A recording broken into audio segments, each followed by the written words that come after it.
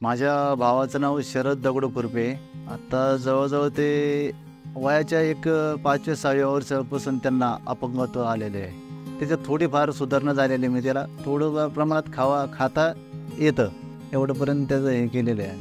त्या काय पाऊस जरी चालला तरी पावसात सांदातला आले तर सांदातला जायचं, ते भिजायचं, टिंबायचं, तसंच यायचं शिवून पुढं. मग ते मला त्याला वडीत न्यायचं, वडीत आणायचं. मग काय करायचं, नावच चालल्यावर असा सीन काढलं मी. मस्त काय टायमाला मारायची, मला राग आला वहिनी.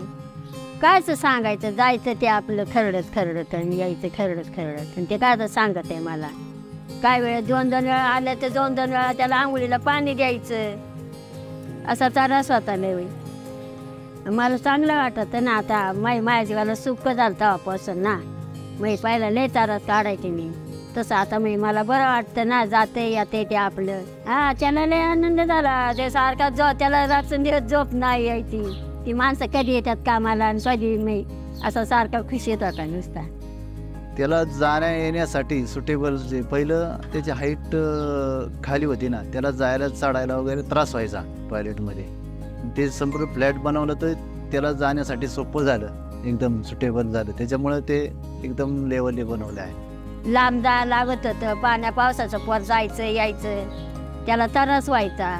पण आता हे झाल्यापासून जरा सुख झाले.